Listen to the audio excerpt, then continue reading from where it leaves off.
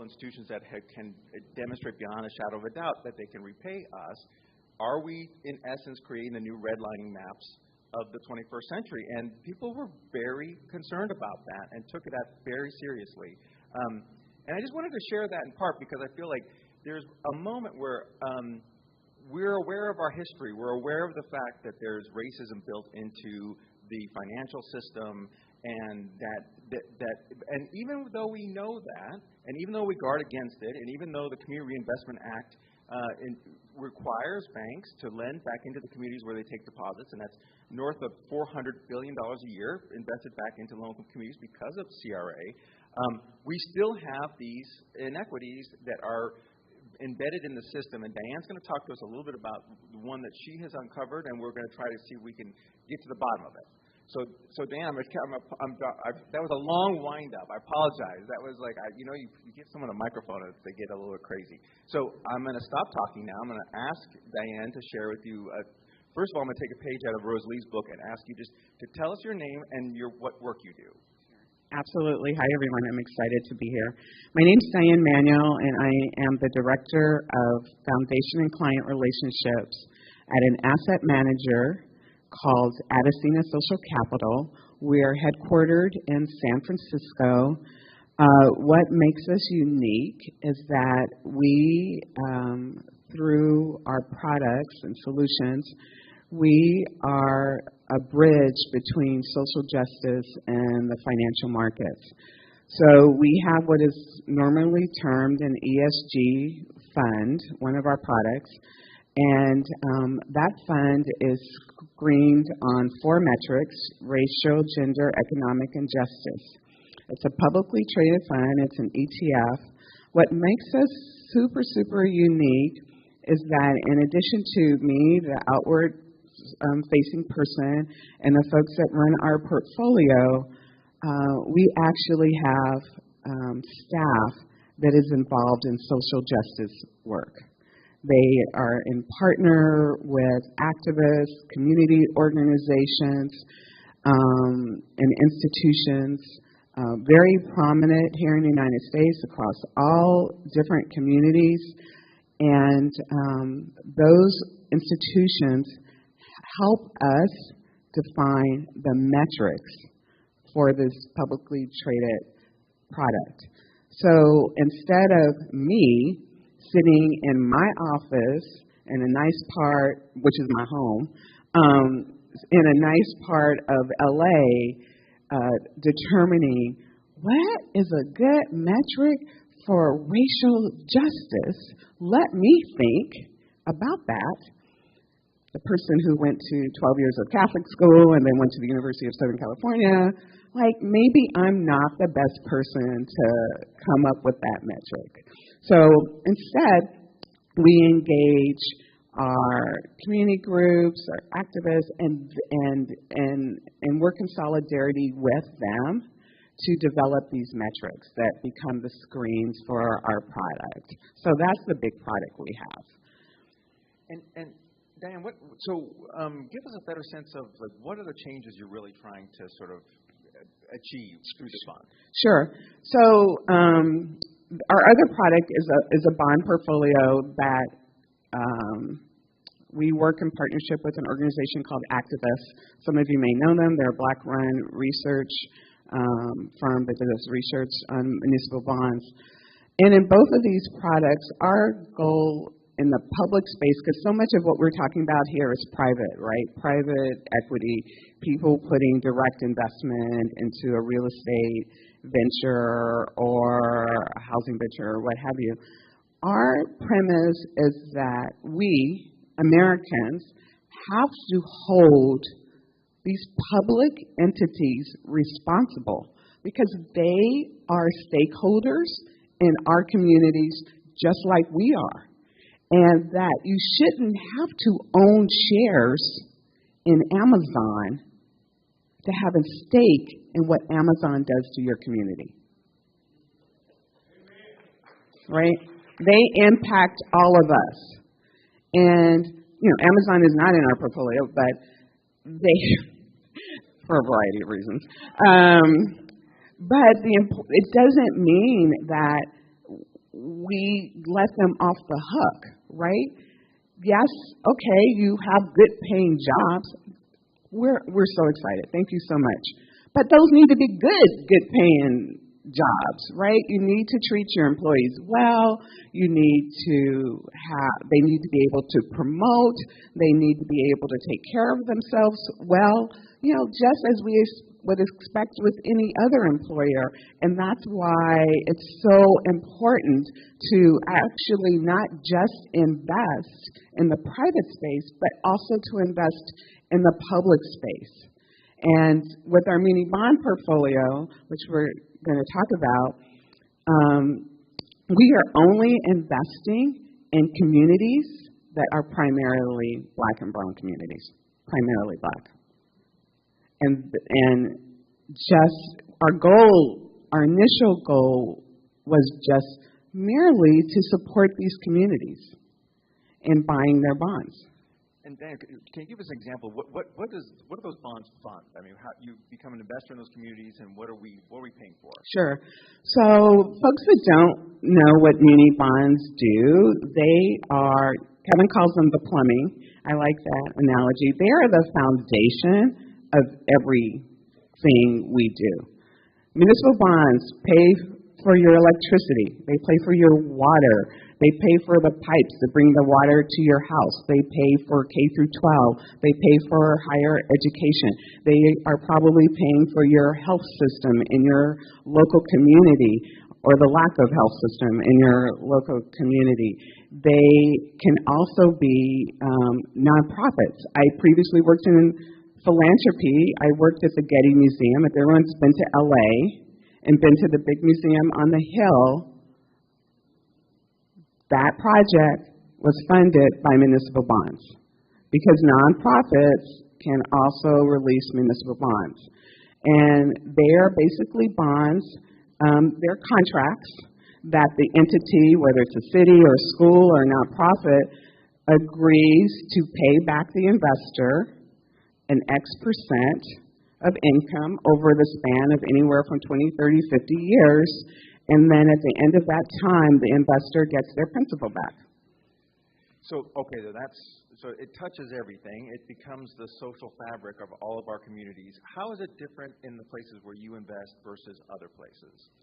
Perfect, wonderful question. What we have seen as we've bought these bonds in Black communities, I think someone's here from Louisville. We bought some Louisville bonds. We have bonds in Cleveland, Detroit, Trenton, Hattiesburg, Mississippi, I think. Yes. Compton, California, Flint, where the water drama was, some in Miami, and some in many HBCUs, a handful of HBCUs.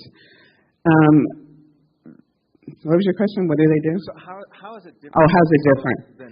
So what we're seeing is, pre this inflation, and you all will know this, if you purchased a car, or leased a car, or you got a loan for property or for a home, interest rates were at their all-time low, up until literally a month ago, right? I leased cars over the past 10 years, and how much interest did I pay? 0.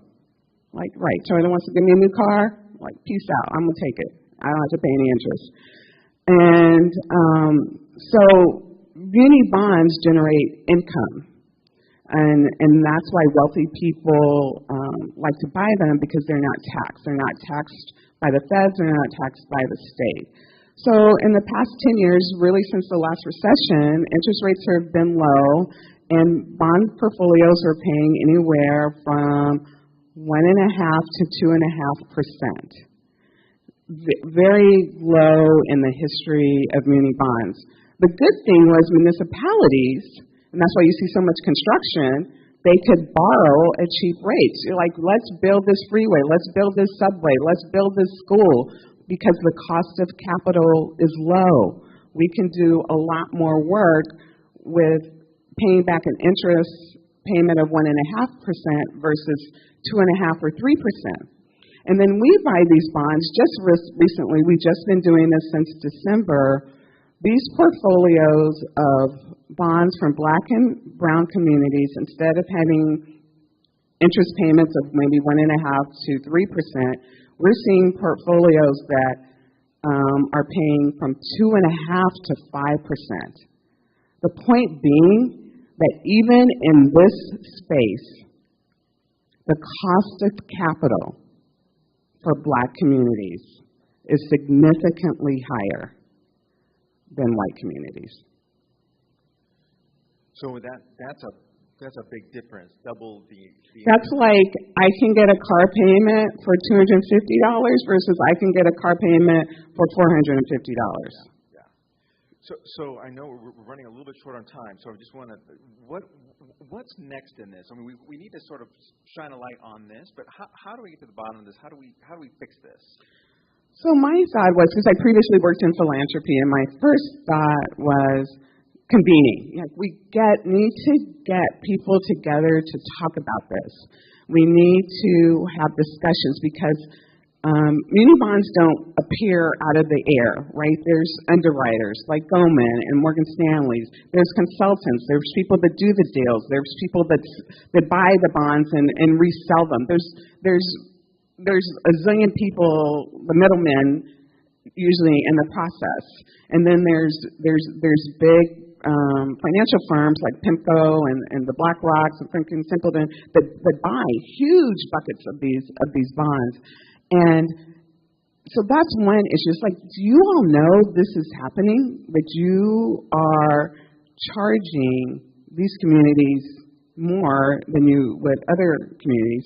But then second of all, how do we educate the communities, the treasurers, in these communities who are probably more concerned with running a balanced budget and probably have contracted out the whole municipal bond thing to a consultant. And their assumption is like when we all hire consultants, they have my best interest at hand.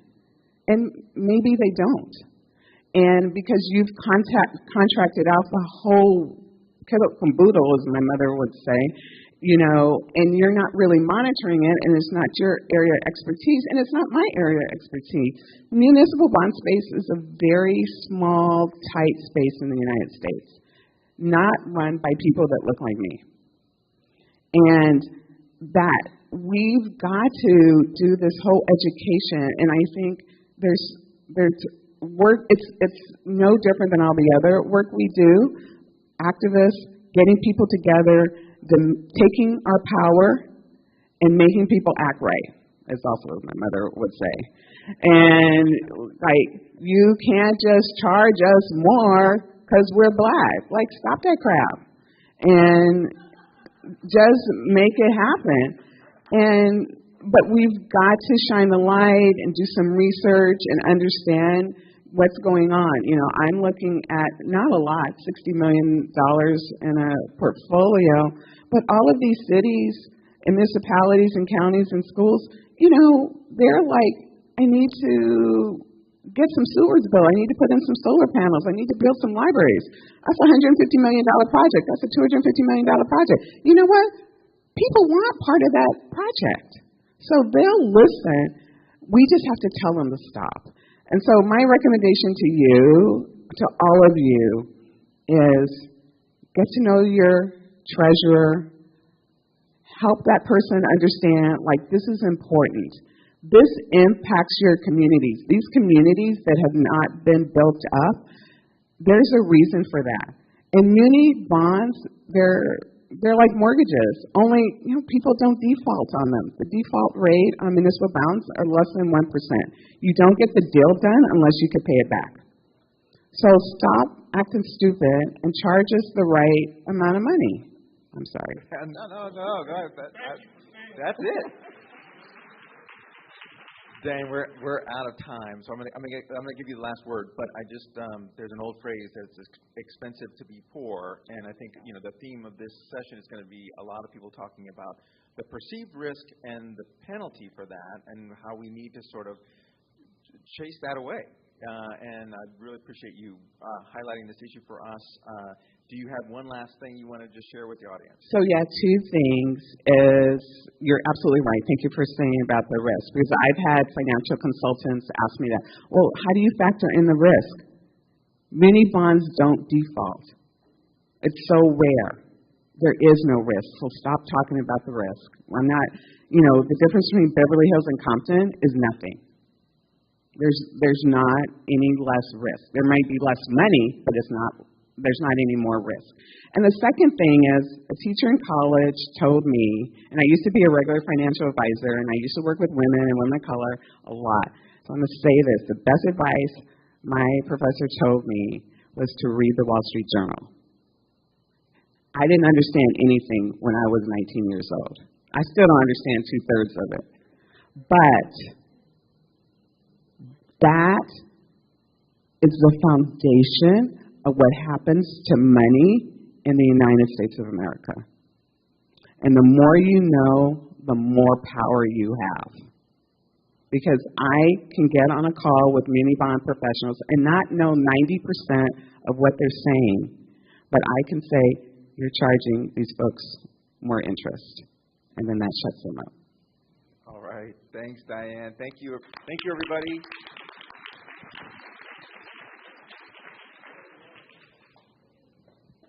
Thank you. Thank you so much. David, come on.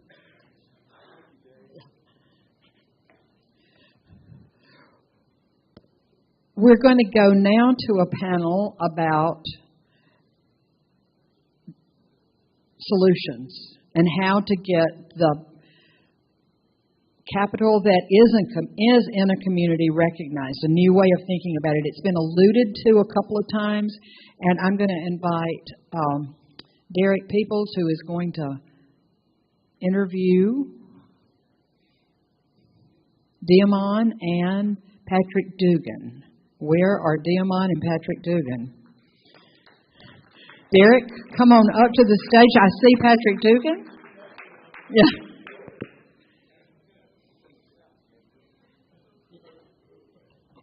There they are.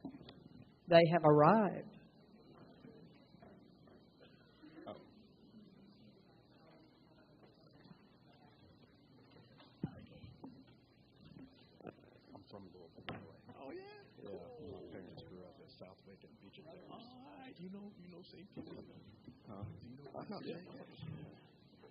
We go to Brown Memorial. Oh, okay. Yeah.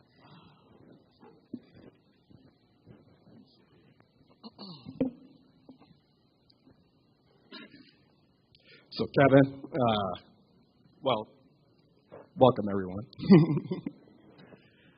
I was kind of just put into this, but I think it's a great discussion. So I wanted to kind of get you all's feedback on different concepts of measuring local impact. And one of the things, Diamond, that we have had many conversations about is around this concept of a neighborhood vitality index. And it's a way, I think, an asset-based approach to measuring the vitality in your neighborhood. And a lot of the work that I've done in Cincinnati has really been based on flipping the narrative of how we always talk about our marginalized communities. And flipping that narrative from a deficiency-based story to an asset-based story.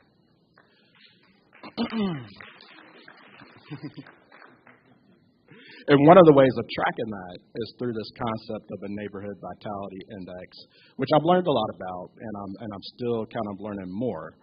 But it's a way to measure the well-being of our communities. It's not just about financial. It's about the relationships that are inherent in the community, and it's about whether or not the conditions are set for residents to be able to be assets to their community. And to be able to have a voice in the development that happens. I've spent a lot of time in economic development and banking, and one of the things that we always saw was that if the narrative of a community is always negative, then people start to believe that that's all that their community is going to be. And what that does is it creates a certain type of internal oppression that residents often are trained and ingrained to focus on the outside experts to come into a community and tell them how to improve. And as we know that we haven't moved the needle much through that approach. And so from an asset-based development perspective, how can we link the micro assets to the macro environment by focusing on the gifts and the assets of the people who already live there? Now, the way to track that is through a neighborhood vitality index that measures the well-being of the people that are already there. My good friend Mark, told me a statement that if you take 5,000 residents in a neighborhood with an average income of $20,000 a year, us experts are going to look at that community as a community that poor that you don't want to invest in. But when you really just do the simple math, 5,000 residents at $20,000 annual income is $100 million of spending power. How many of those dollars are leaving that community? And so we focus on circulating the dollar and finding ways to make communities thrive that way by circulating the dollars.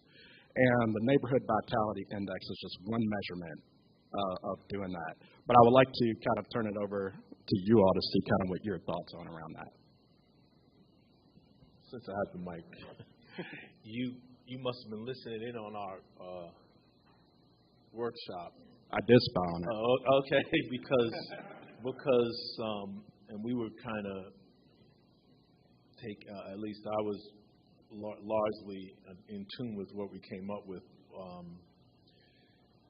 as a big idea from what you were saying yesterday morning. One of the ideas that we came up with is that stories of community residents are really assets, and that to access and to create a more thriving neighborhood. Those stories, if you think about them, as you said, as assets, then the fact that they're marginalized now, and the narrative, you talked about it, the fact that the narrative of black and brown communities is what was on the news last night, and the night before that, and the night before that, and the night before that, so that much of the never mind the folks who live there, but folks who don't live there think every black community, all that's happening is crime and crime, and no money. When that's really only one, no community survives if it has no money, no economy in it. So obviously that's a flawed perspective, but that's the narrative that goes out. And part of the currency that really impressed me out of that conversation yesterday morning was what's an asset. I think Brother in Hope said that. Relationships as assets. We said stories are assets. Because if those stories are no longer marginalized and become the narrative, that sets up a power dynamic of investment and all kinds of things that you see in thriving community or visibly wealthy communities. So I don't know if that speaks at all to the question, but it's about the agency of community residents, and the stumbling block of the group was, well, I think Wendy kept asking, who's collecting those stories and how do you get them out?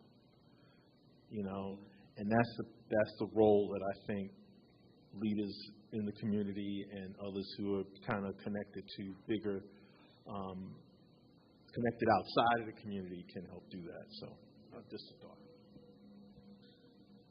Thank you. So I wanted to just say first, I was part of the prototype in my 4-block radius, but I was no Black folk mostly are no stranger to what assets are. And so I was thinking about historically, when you think about ownership, the Green Book, all of us, some folks, we knew the Green Book. Our parents knew that. It was the only way politically we could do that. And so the other thing is I'm thinking about wealth, and when we think about assets, like how many of us heard of Nicodemus, Kansas? Man. I already know our folks. I ain't worried about that because that's what we do. But what a shame, the only living black city. I think what we do is try to resurrect the past instead of invest in the living. And part of that is about the will to see. And so us and community, when we started this, what it did is you're going to see our collateral. You're going to see us. And you're going to see it through laughter and joy, and you're going to envy to come to the parties. I feel like that right there is the thing. And then you see friendships develop. But the thing I learned, even several years ago, I was doing this thing. My title is The Roving Listener. Everybody was like drug dealers. That's what they was labeled. And some really bad stuff got said. I was casing joints, just going to visit my neighbors. But the most beautiful things that I uncovered, that in that 4-block radius around the church that I worship at, our church, predominantly white, had to do something for those folks. But when we discovered that there were 45 gardeners in the 4-block radius around that place, we learned a few things. We're asking the wrong question. The second is we're investing in ourselves, and we say we see these gifts. And if we're going to ask for those gifts, we had to find a means to invest to activate them. And so when I got into the Vitality Index, some more things I said, everybody talk about this as love and stuff, but we changed some questions. That questions around how much money do your friends and you give to your friends and cousins that you know you ain't going to get back for whatever reason. One is harm reduction. 2, it is philanthropy. But in that zip code, it's not seen as that, right? And so it's there and it's all over. I think about my friend Cote's work in Seattle, or Dale Answer, where they're changing the question and said, how many people, what are you willing to teach someone else? They're asking low-income residents. So this Vitality Index is important to our communities. So when we talk about ownership matters, that this came from our ancestors, that we had to. We couldn't let no gift go unturned. So the Vitality Index is great, but we have to figure out how to take the catalytic capital and to say we need to activate what's there. How do you do that? You come over for dinner. Don't tell me about your power, and if you do, you better be talking about how you're willing to share it. And also what I've learned about measuring neighborhood vitality, it's really based on the questions that you're asking when you're engaging your community. I used to serve as a vice president for the Urban League in Southwest Ohio.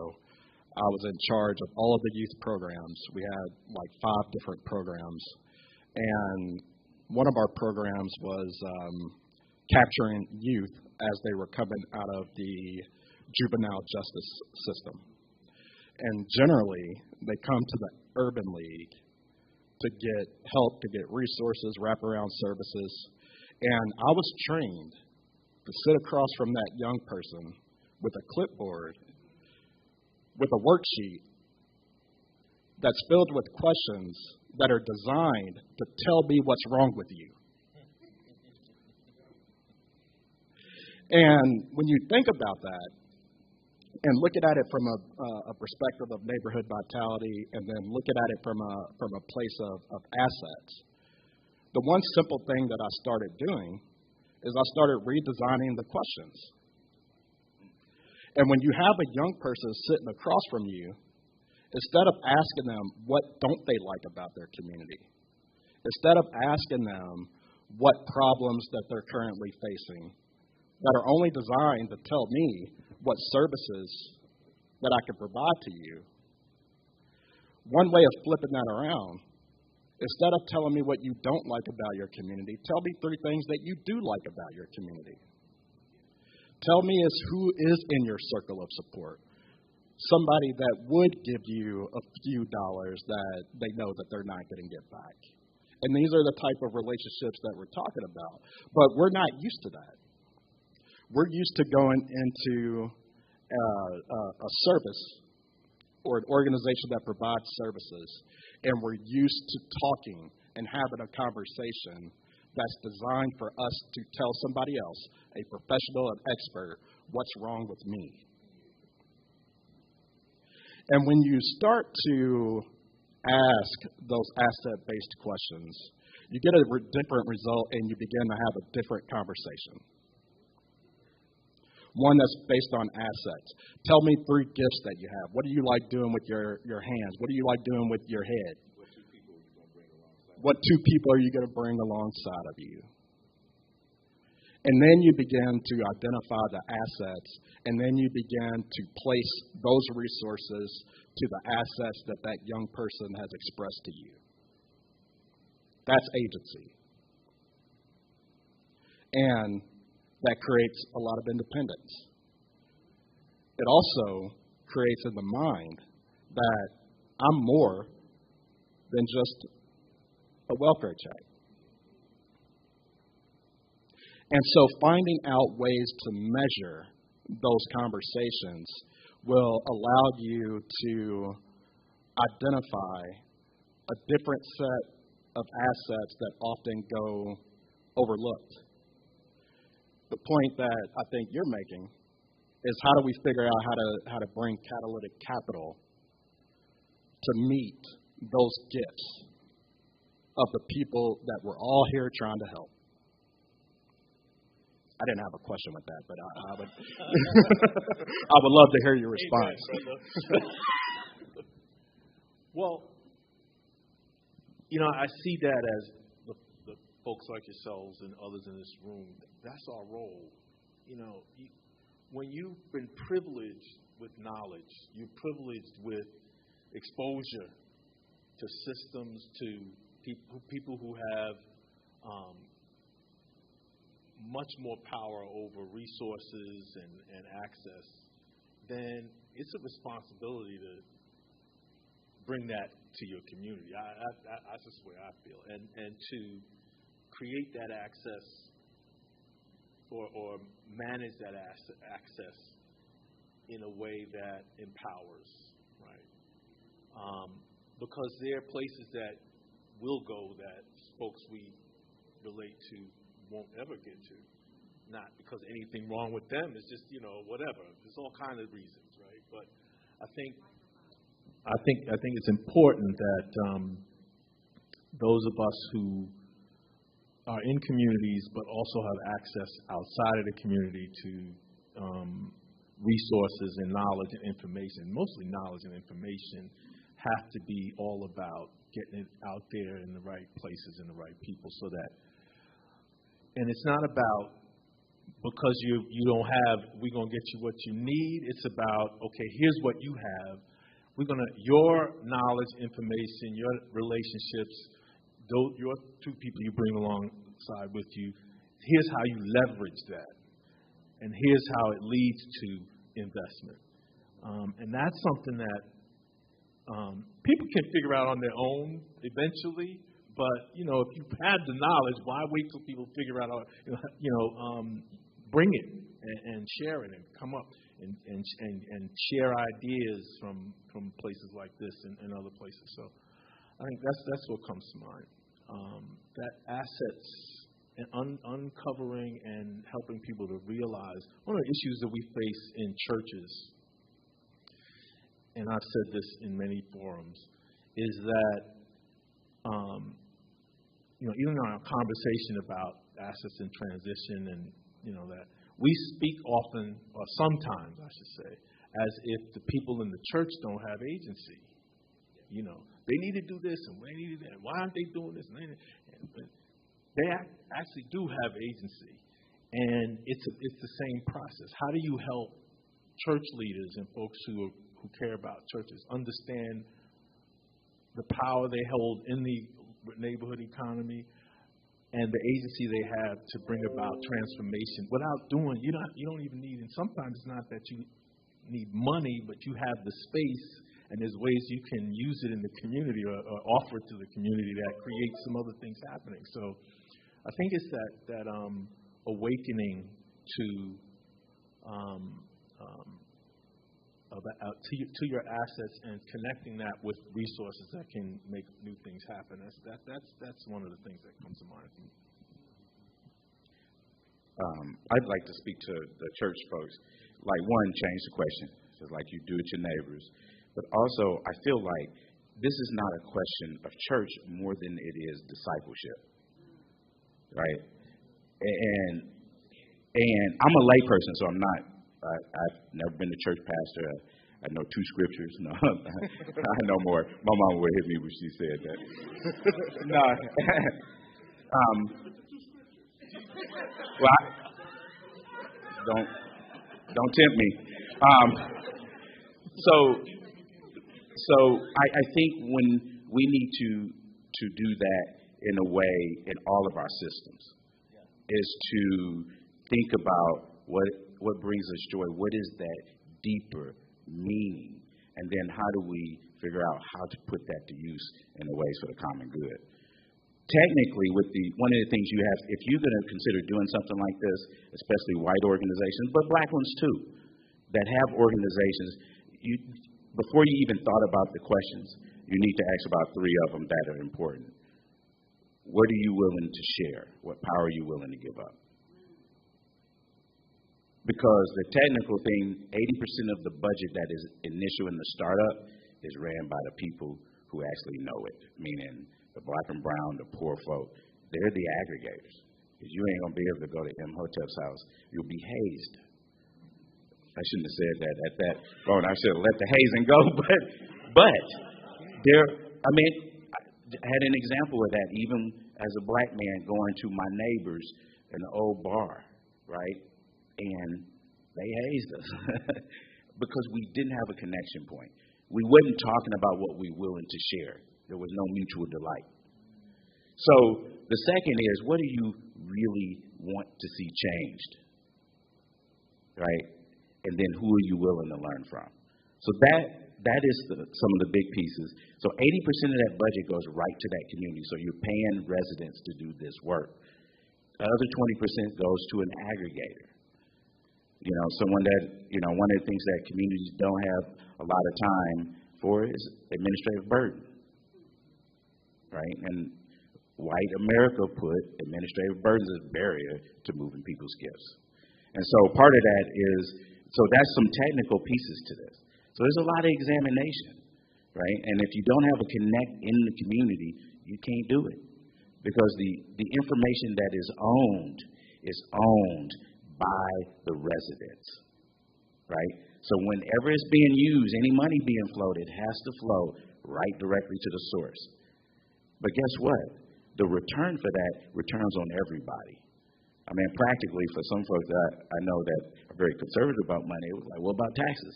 Well, my dad ain't going to the emergency room and you ain't going to foot the bill. You know what I mean? And I think so these are some, we need to think about what is the return, right? So there's a return on community too, which benefits everybody. So we all do, if I do bad, y'all doing bad.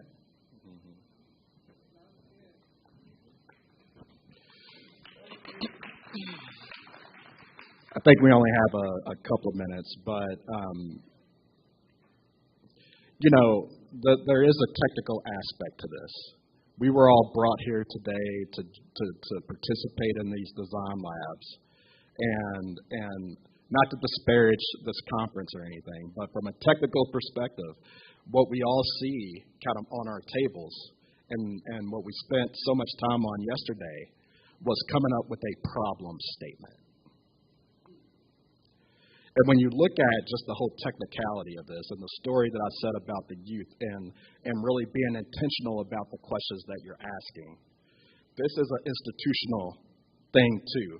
Any of us that are trying to start up a program and we go to a nonprofit for a grant, what is the first thing that is on that grant? A needs statement or a problem statement. Tell me what is wrong with the people that you're trying to serve. You know? And in fact, the biggest need is the need to be needed. Exactly.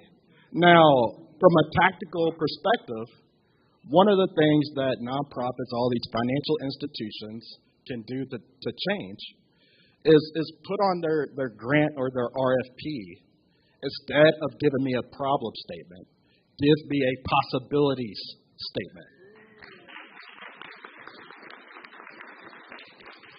What are the possibilities and the assets in this community that need resources?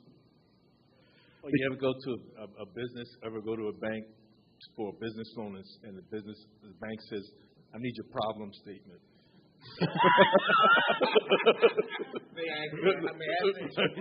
Right? How many assets you got? Maybe philanthropy could learn something from the way bankers or anybody invests, or the way philanthropies invest. They don't invest saying, what's the problem? They go, well, what's the return? Right. and now what's the impact? Exactly. And I think that's one change that we can all make. And I'm not against solving problems. But I believe, and this may be a conservative perspective, but I believe our people can solve our own problems with the resources, with the access. Some circles, that's radical. It's very radical, isn't it? Yeah. Like, okay, we can't take care of ourselves. Yeah, we can. None of us want to have our hand out. These young people, these people in communities, they don't want to have their hand out. They want agency. And I think that's one way that we can all change, not only from a community perspective, but from an institutional perspective. We need to start envisioning what it looks like when we're talking about possibilities instead of always problem solving. Because what that does is that gets us to having a deficiency-based conversation. That's right. And we can all see, out of all of our years of doing this work, how much has the needle been moved? Not very much. So why not try something new? Why not try a different way of having a conversation and a discussion about what a actual thriving local economy can look like? I'll stop there.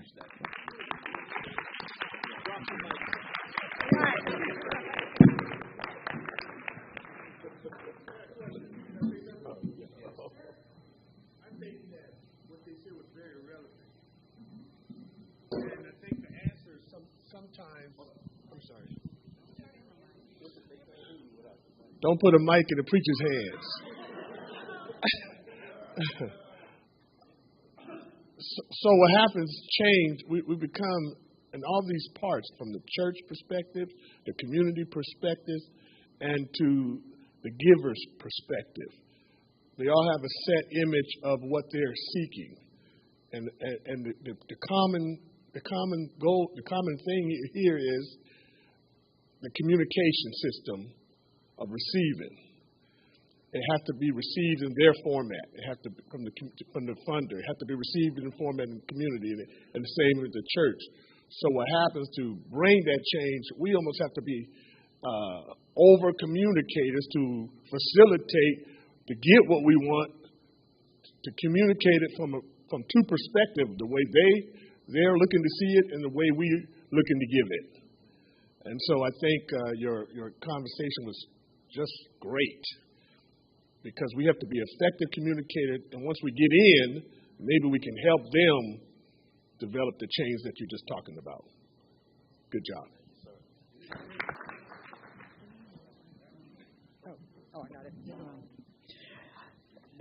Thank you. One of the things about this event is that every single person in this room could get up here and give a keynote.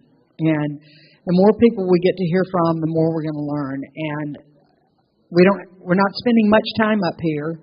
And I do hope that in the Design Labs this afternoon, you are well past your problem statement and moving into where are the assets, what can we do, how can we change the story, tomorrow morning we're going to be, what are the best ideas coming out of here and how do we make them happen? So thank you guys. This story is amazing. And I have to also give just a quick shout out to Peter Block, who wanted to be here with us and has been a big part of the work with asset-based community development. It's why I know Diamond, why we've met Derek, and he is a big part of this community even though he's not able to be with us. So one of those other people who is here with us is Michael Schumann, who's an author and thought leader about investing at the local level, and he is going to come and talk with us about 10 minutes, and then we're going to have fried catfish and collard greens. How's that sound? Yeah. Okay. Michael. Thank you. I think every one of our communities can and should have a list of live local investments so that everyone knows where you live, how they can repurpose their capital right now. And that's what this idea is all about, smallstreet.org. We're really on the verge of deploying this around the country to make it easy for any community to sort of plug and play and start listing local investments and mobilize investors and businesses in order to support this. Next slide. Few things about background. So, fun facts about local businesses. First, local businesses comprise 60 to 80% of the private economy, depending on how you count local. Most local businesses are profitable. In fact, from some studies, we know that the most profitable businesses have 10 to 20 employees. They are not Fortune 500 companies. The size of a household financial assets in the United States right now is about $70 trillion. That includes stocks, bonds, mutual funds, pension funds, and insurance funds. The percentage of these assets invested locally is less than 1%. So if less than 1% is going to 60 to 80% of our economy is broken. And that's why we have to mobilize local investment to fix it. Next slide. If we could fix this capital market problem, we estimate there would be a transfer, something like around $100,000 per capita available in catalytic capital for your community. So take your population, multiply it by 100,000, and that's really what's worth getting this right. Next slide. There's a whole bunch of benefits of local investing. You've all talked about them in the last 2 days. It increases per capita income. It reduces inequality. It enhances local resilience. It solves big problems at scale because we can all do our part, for example, in racial justice, or we can all do our part in climate change. And most importantly, when you shift money from Wall Street to Main Street, you are defunding the things that are your biggest problems in your backyard. And that's one of the things that we don't pay enough attention to. It's the shift that is powerful. Next slide. Here's the good news. Most of you recognize this picture. This was from the Rose Garden in 2012 when President Obama signed the Jobs Act legalizing investment crowdfunding. And the basic rule was set that any business could go to a federally licensed portal. There's now 80, by the way.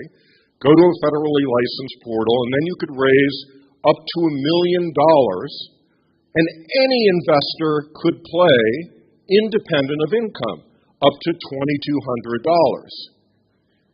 Since then, we've raised the ceiling to $5 million for a business. Next slide. Here's one of those 80 portals, Mainvest. And The history of crowdfunding, even though it's only 5 years old, is really remarkable. And I just want to emphasize, we are talking about not donation crowdfunding, but investment crowdfunding. In these 5 years, more than 1 million investors have put more than $1 billion, $1.4 billion, in fact, into 5,000 companies.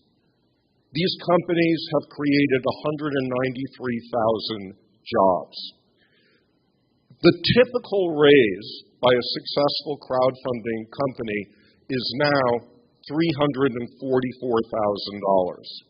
The most successful entrepreneurs with investment crowdfunding have been women and people of color, precisely those people locked out of the existing capital infrastructure. Next slide. There are many small, easy-to-do, not expensive ways of doing local investment. I just want to give you 3 examples.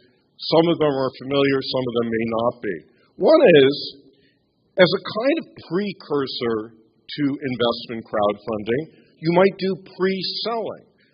For example, give $1,000, as I did during COVID, to your favorite restaurant, and that restaurant gives you $1,200 worth of gift cards, and you get a 20% rate of return. But it's a way of putting capital into that business without necessarily triggering securities law. So Credibles has been doing this for years, not just for food businesses, but they're expanding into other businesses. Next slide. LION. LION stands for the Local Investment Opportunity Network of Port Townsend, Washington, created by the guy on the right, James Fraser, in 2007. All LION really is a potluck that brought together local businesses and local investors once a month to just get to know one another. Relationships. These relationships have facilitated almost $1 million of local investment per year since 2007 in a 10,000-person town. Imagine again what this could do in your community if you had multiple LIONs. Washington State, by the way, understands the power of this, and their Department of Commerce is financing LIONs like this across the rural communities in the state. Next slide. The Maryland Neighborhood Exchange is something that I co-created with a woman named Stephanie Geller for Baltimore. We list all businesses in Baltimore that are doing investment crowdfunding on the 80 national portals. We don't do any transactions, but we work with businesses to get them up on the exchanges. We work with investors to mobilize them. And over the 2-year past period, we have gotten about 6,000 investors to put $4 million into 45 local businesses, mostly run by BIPOC entrepreneurs. So again, education, mobilization is really important. Next slide. This is what Small Street is all about. Small Street is kind of taking the Maryland Neighborhood Exchange and bringing it to the next level and really creating an ability for your community to plug and play with resources, easy-to-use resources for mobilizing businesses, mobilizing investors, and putting it all together, perhaps with public resources as well. Next slide. The bottom line, I think, is this. So this is kind of a little bit of a sample of what a local page might look like. We mocked it up for Las Cruces, New Mexico. But the idea is you list all the bulk pre-purchasing offerings in the community, you list all the investment crowdfunding, and then we add to that, we list all the DAF fund opportunities, we list the other local investment funds, we list the local municipal bonds that might be put at a low enough denomination for people to buy into. Here's the question that I pose to a lot of economic development agencies when I present this to them. Is it worth your hiring one person and putting $100,000 per year to raise tens or hundreds of millions of dollars per year for your local business? I think the answer is obvious. Thank you.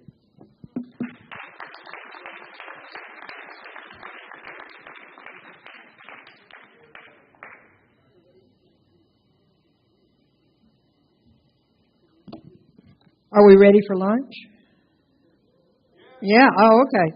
So please remember the Slack channel. Who else needs to be here? There's quite a bit of chatter in there, but if you are not in the Slack channel and have ideas for us, see one of the staff members. Will get you into Slack and vote, or not vote exactly, but thumbs up ideas for the dine-arounds tonight. In the afternoon sessions, we're going to be having old school, sign up for your dine-around table. And what else?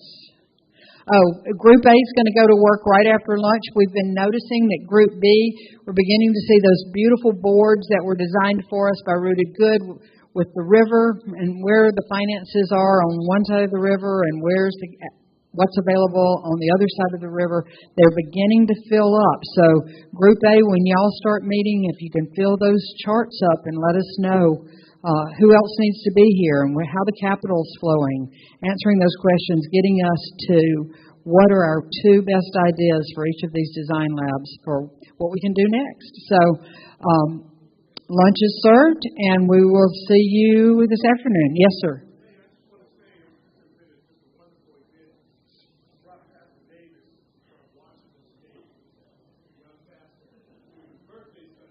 Oh, we have a birthday in the house. Happy birthday. Happy birthday, Pastor Davis. Yeah. Thank you for coming. And we will keep talking at lunch.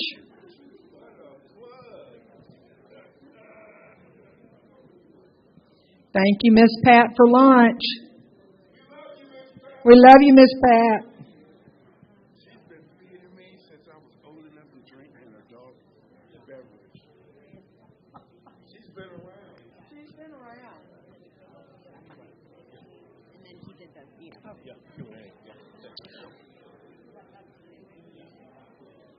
And remember, if you were in Group B, after lunch, we're going to be showing the Louisville video again with conversation with Patrick Dugan.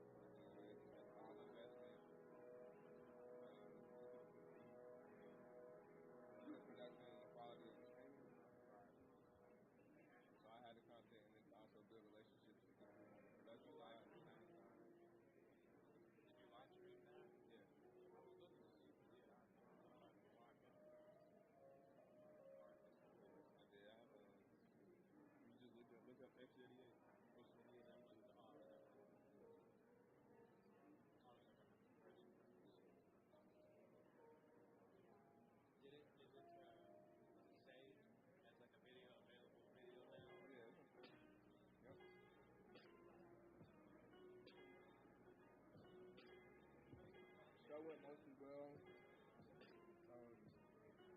My DJ doing good roles, he's not really a special DJ. Like over compensated. Rhythm's not on the whack. Playing over musical stuff. That's risky stuff happening in the trap, and we cannot hear because you over there scratching from your heart. You want me to scratch? All right. Scratch the whole time. One continuous scratch. But he doesn't have that musicianship. Same with some DJs, but he don't have musicianship.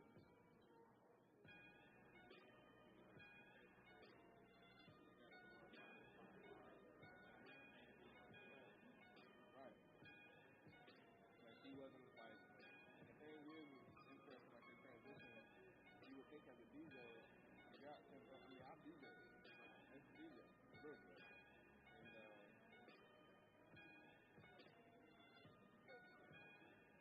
you got to it, it's not in your tempo for you. So because it's the one time you met, you're in the same tempo. Right. So something was happening where you got BPM nights and you playing with the song and stuff. And she didn't have to leave for life, think about like my mind stuff. A lot of DJs don't have that. I just talk to one DJ next, but somebody be lined up.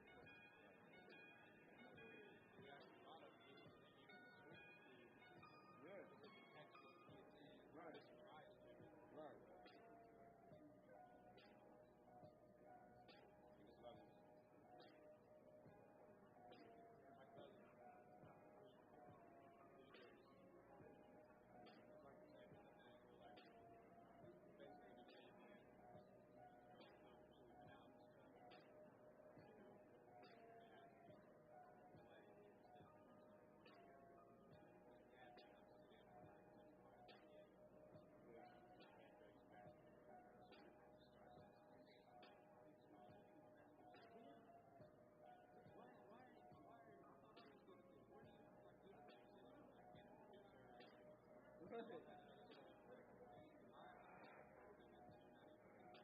Right.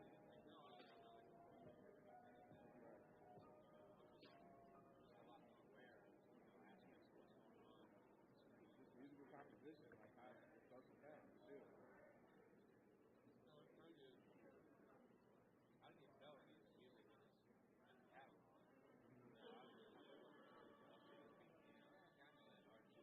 Right. It's good to start with being a musician first. Like taking piano lessons or something. And then, just anything musically will be like, man, you have to talk about it. Like, yeah, I want to sing. Like, all right. You might have raw ability. I want to make beats. And never took a keyboard. The funny thing is, some of the young cats, they're proud about it. Like, man, I'm making this beat. And I said, no live instruments. Proud about that? It makes you feel like,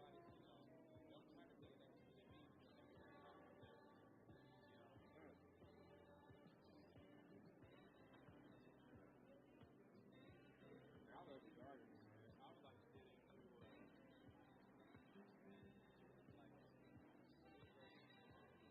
house or like make my own drum tracks and stuff like that. Start putting layers and stuff. That's the type of stuff I was. You know who Noah is? Noah? Yeah, he was rolling with us. The musician, but he does like kind of like a DJ where he does what he calls him. I thought that was Blue Smoke. He's a guy like he's my favorite. Yep. Whatever he is. And he's always playing drum and bass type beats. Yeah, plays guitar, plays he had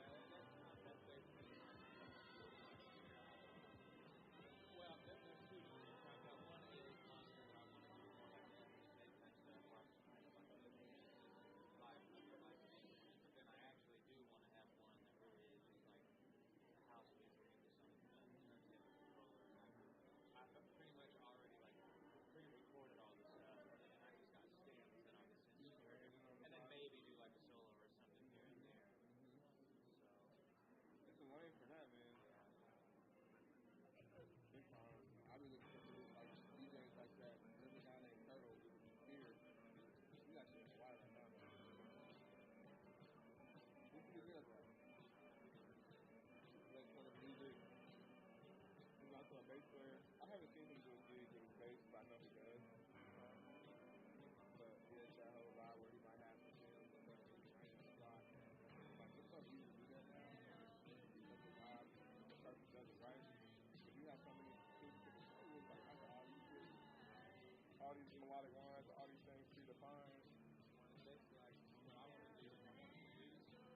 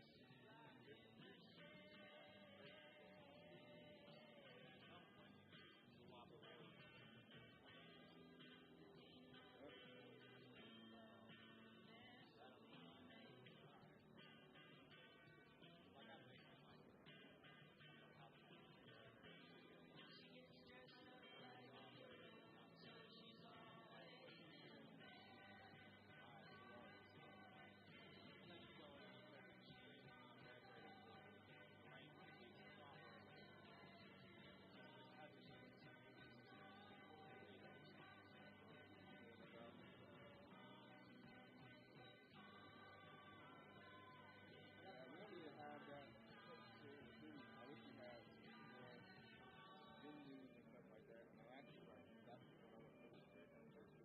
Stuff like that.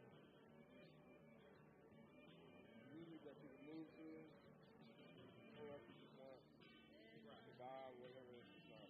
But it's not like a headline. Right. Right.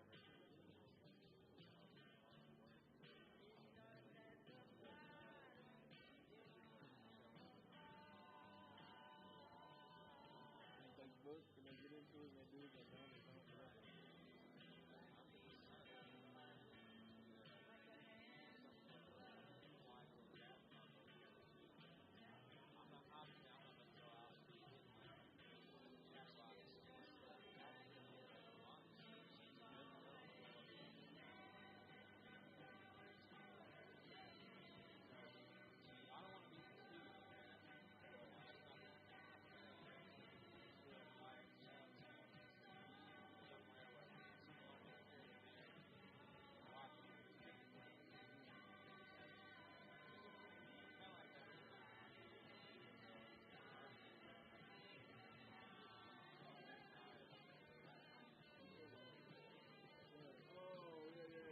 Like this year,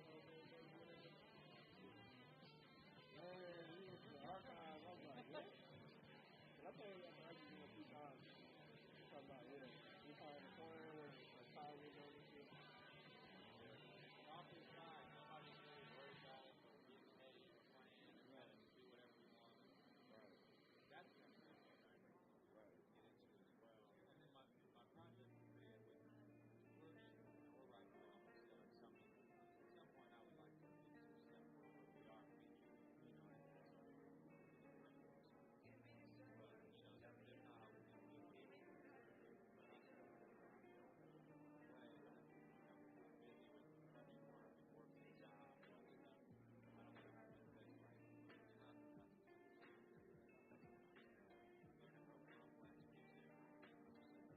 that's why I'm in that interesting session. People ask me, like, yo, you gonna play the church gig? You gonna play this gig or this gig? I'm like, I love to take the money, but usually for me personally, when I get enough gigs, I end up like somehow getting roped into like, I just want you to play because you write something.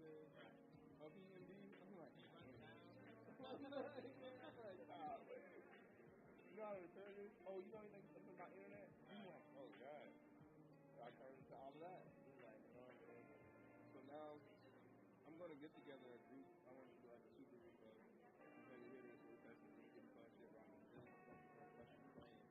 I haven't had a chance to do that in a long time. Like once Cool Bazaar started growing or whatever, it's like alright, we start tuning more, start going to the gigs.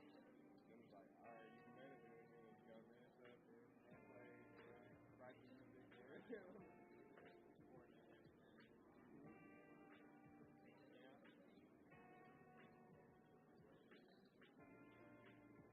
this time around, nope. I'm gonna hire a manager. And they're gonna do their manager job. Don't ask me nothing about nothing. I don't know. Yeah, I'm just keep working. I might do that composer. Don't ask me nothing. Posted on all that. I'm available or whatever. I can still start.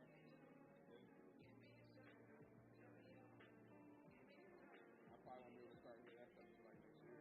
Yeah, I mean, I'm right now. I'm ready for a while too. I'm trying to restart construction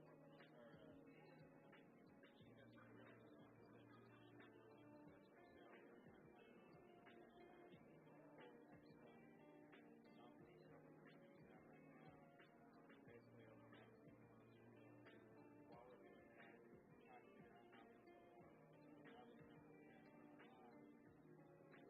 so it's not basically about 6 months to a year. Might have to figure it out. Right now, the most of it is, staying at home, house set up, interacting with local stage, all that good stuff. Balance my time and whatnot.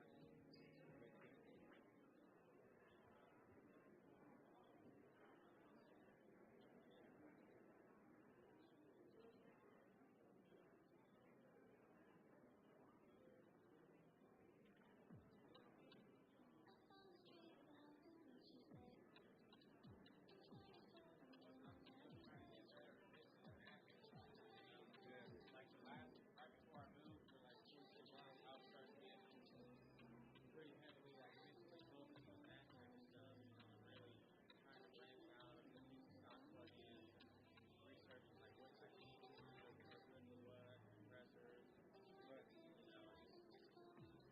how to get better masters in general and all that kind of stuff. Hey y'all, if anyone is wanting any more of this beautiful food, Miss Pat told me a fresh pan of mac and cheese just came out. There's still some chicken and catfish, so go help yourself.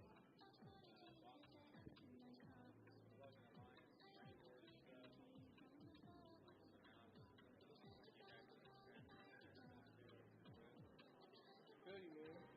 Not going on. Man, I mean, the next thing though, like, I got into Studio One heavy,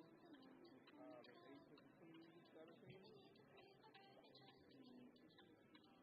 I was creating the best mixes I've ever created, ever. And I was like, yo, this is, I don't know, obviously my ear developed, but, man, this thing so good. Right. Like, man, I felt like the fucking weird is I can do whatever I want to do right now. Right. I want this vocal over here to be like, whispering in my ear and then walking around to the backside. I know how to do that. I got the skills to do that. What were you using?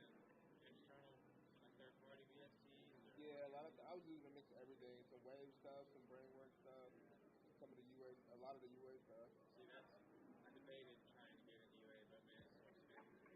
It is. I have like the slate stuff too. Yeah. I put the slate stuff back down, man. Like the slate, like their compressors and stuff is pretty good. But like reverbs and delays and stuff like that, I don't like it. So I have like I find like this other like boutique Free. Not free. So like the stuff from like the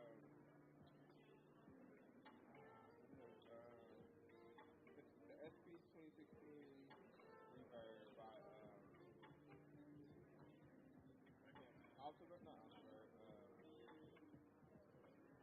Black Hole Audio. I can't think. Have you heard the Black Hole reverb? Yeah, I got them too. They have some there's it's like look up the Black Hole reverb. That one was the SP 2016. I'm trying to remember a company like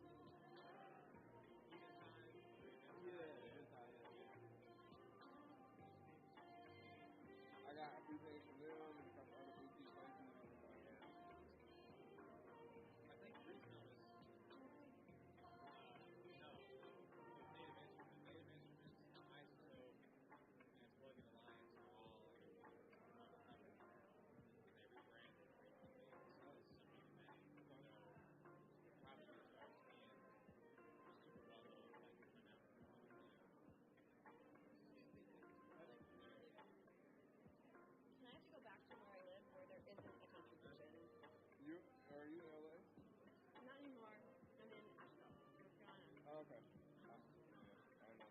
I got some recommendations for the West Coast. Yeah, you sniffed some LA vibes on me because that's where I grew up. Okay. Yeah.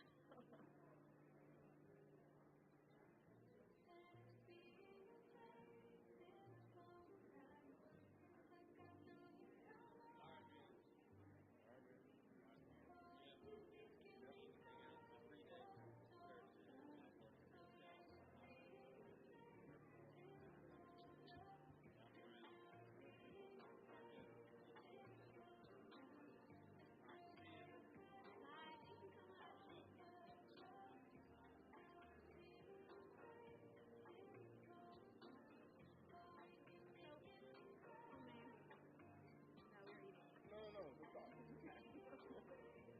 So, on YouTube, the live stream, that content will still be available later. And if I wanted to edit what's available to just the beginning part of the day, or so basically, to give you the background.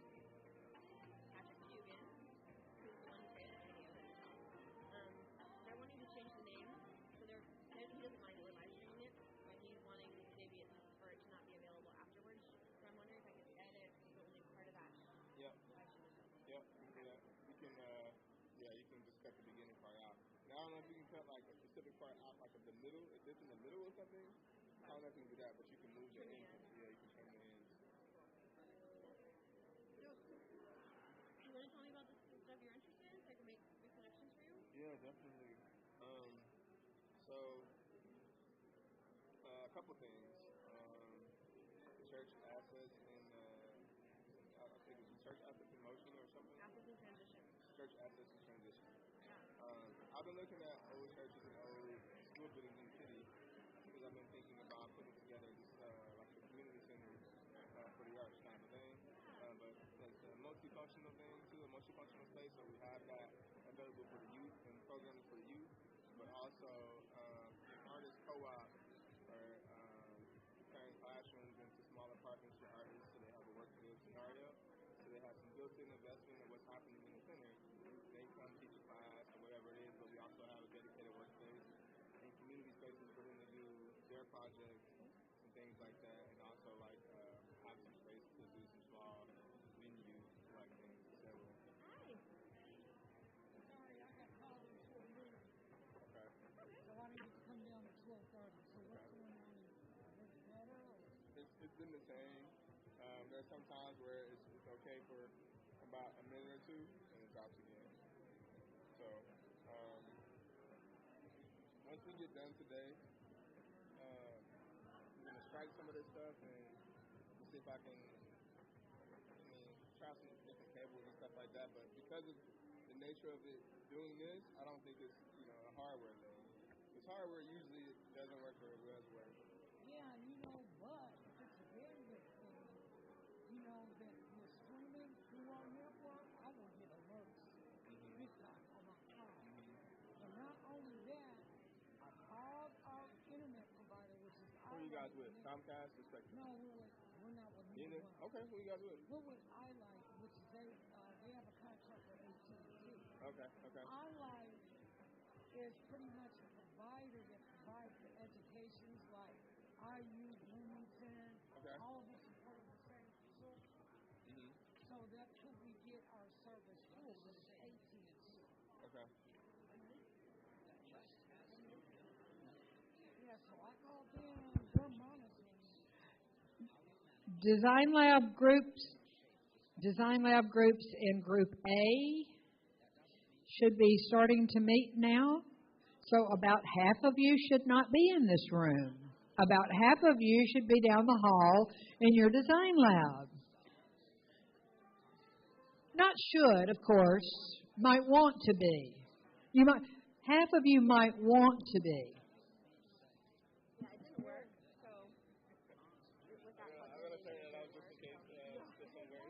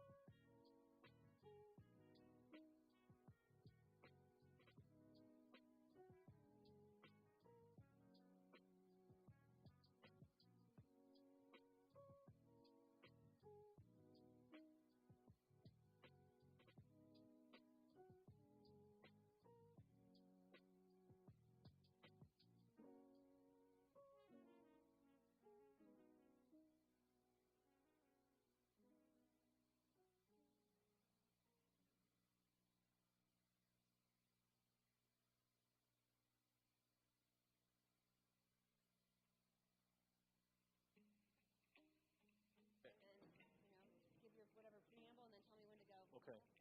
So we're doing, what's the order again? And then, got it. All right.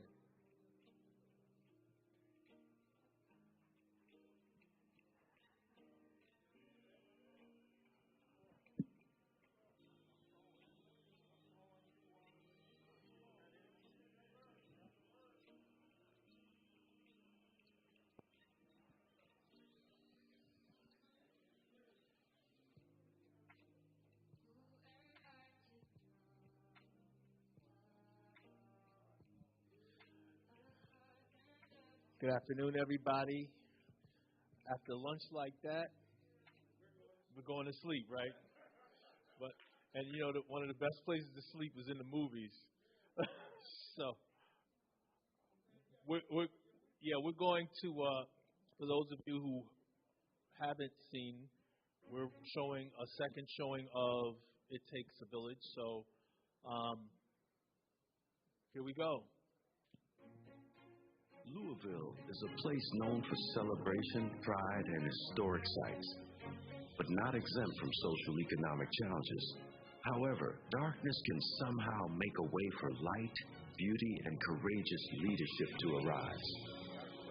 You see, the desire to rebuild this city has produced extraordinary men and women of faith stepping up to blaze new pathways forward. And it's going to take the DNA and work ethic of a boxer to pave the tough road ahead. One aim, one step, one punch. The stakes are high. There's so many forces that were against this project happening. I've had many no's in this process, but I don't know how to quit. I don't know how to give up. To revitalize a community is no small task. To turn a desert into an oasis of resources for future generations. With all its challenges, we are always blessed and inspired by those who have championed the way forward.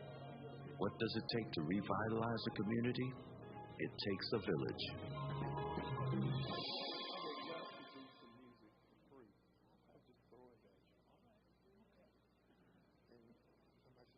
That'd be a nice little something. That was the wrong one. Louisville is a place known for celebration, pride, and historic sites, but not exempt from social and economic challenges. However, darkness can somehow make a way for light, beauty, and courageous leadership to arise. You see, the desire to rebuild this city has produced extraordinary men and women of faith stepping up to blaze new pathways forward.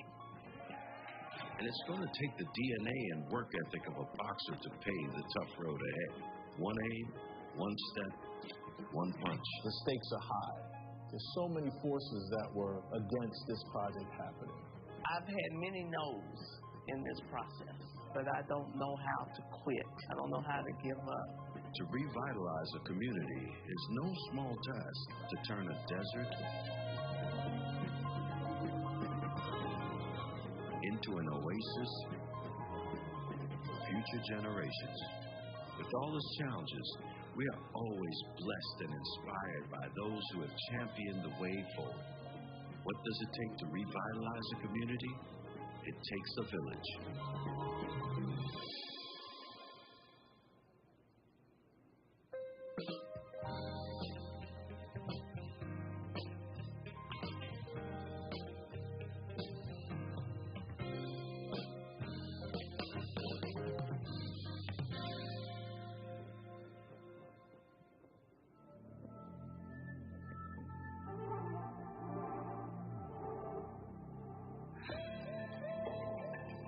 I think that the village at West Jefferson is important for the community because it is a project that actually got done.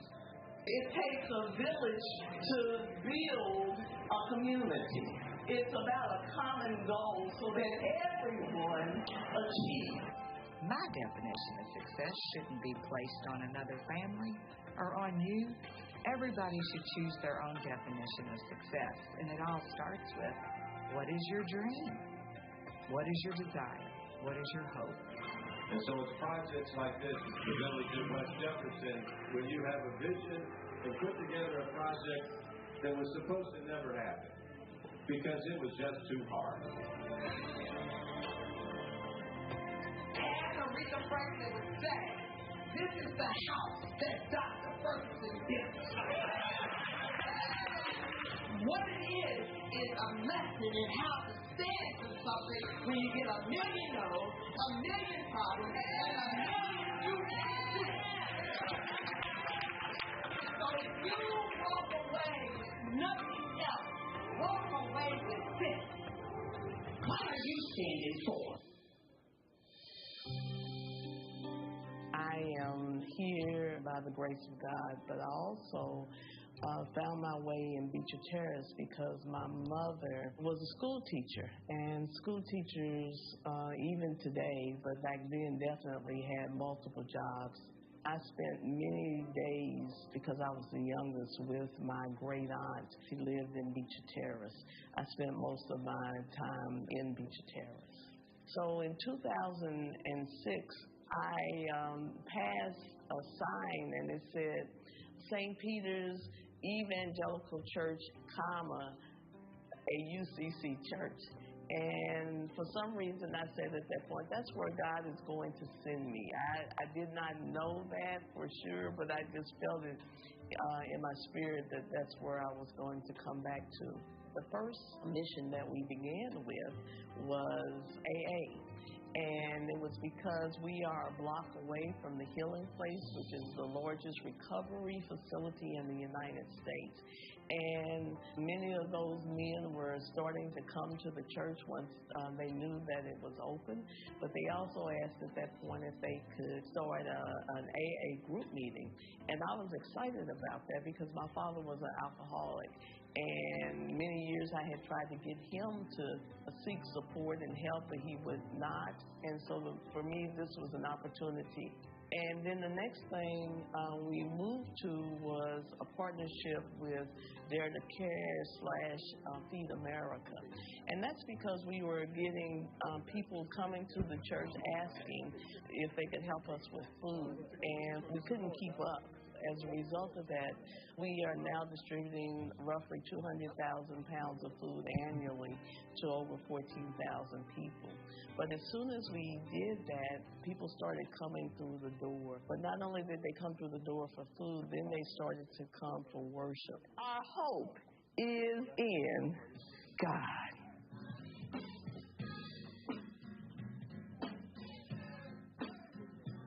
Even a dying congregation can find new life when it centers itself on a mission that matters in the community and that the members themselves believe in.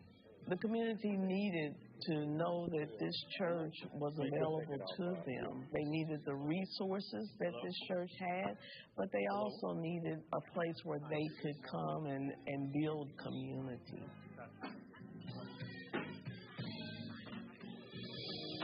But it seems a journey of inspiration.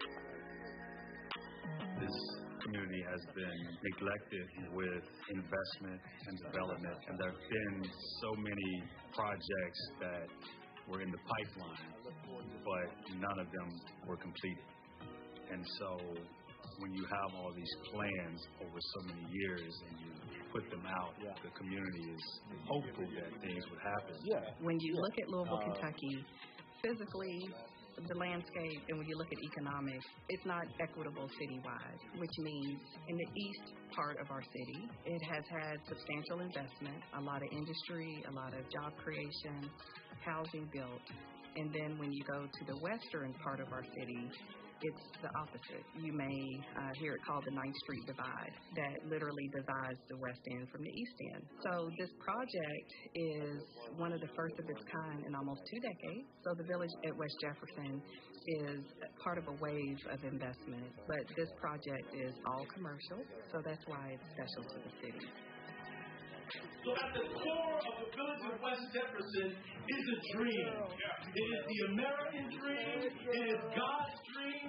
And because God works through particular people in particular places, this project is also the dream of Molo Village, inspired in the Reverend Dr. James Etta Ferguson while he was on a spirit walk in South Africa. Molo means, in the Xhosa South African dialect, it means welcome. And it came from a trip when I was in South Africa.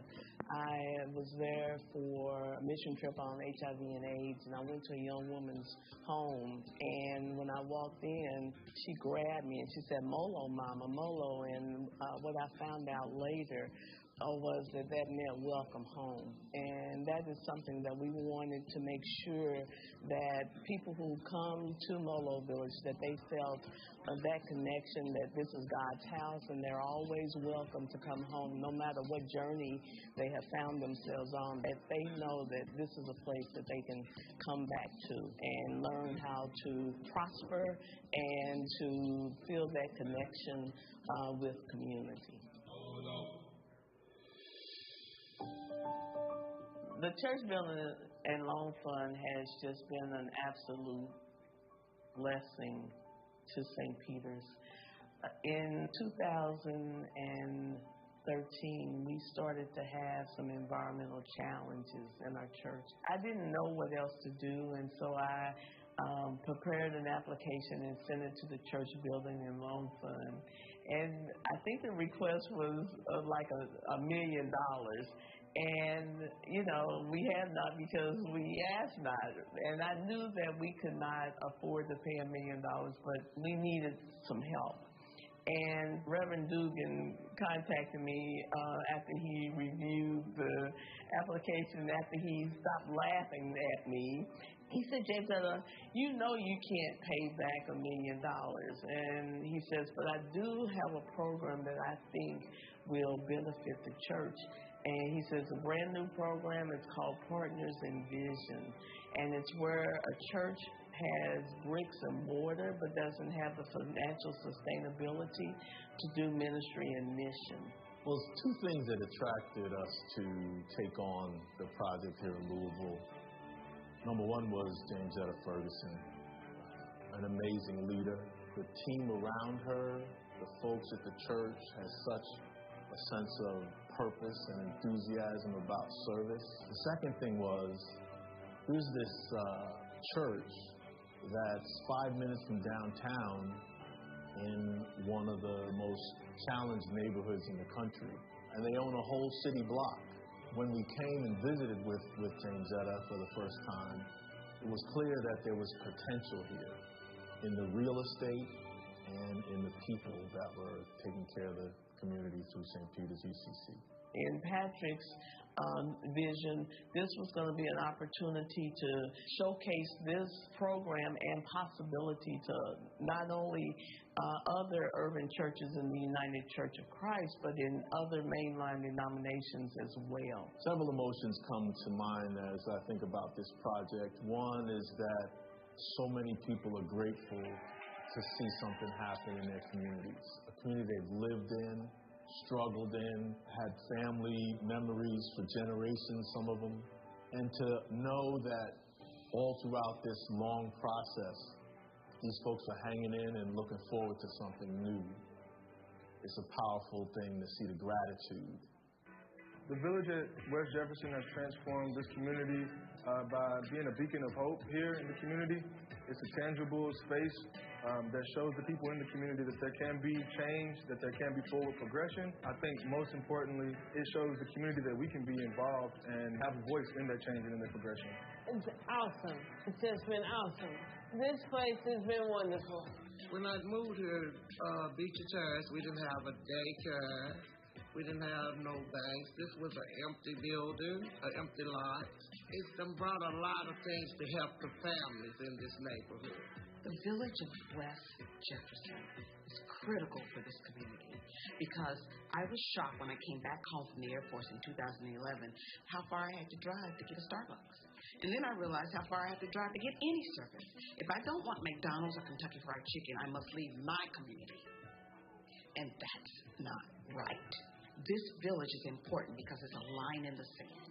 It says we can work together, we can persevere, and we will have the services that our families deserve. This project has inspired my life because I know what it was like as a little girl to grow up in a neighborhood where I never saw a brand new building built. And if the rare ones were built, they were rarely built by black in the black neighborhood. They were not owned by our people.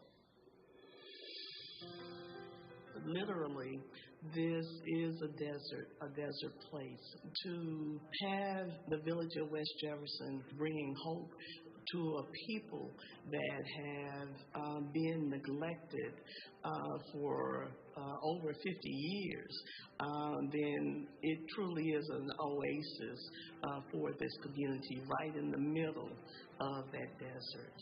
Irrigating a desert, that's impossible. I mean, if you do nothing, that desert will stay desert. So it's a lot bigger challenge.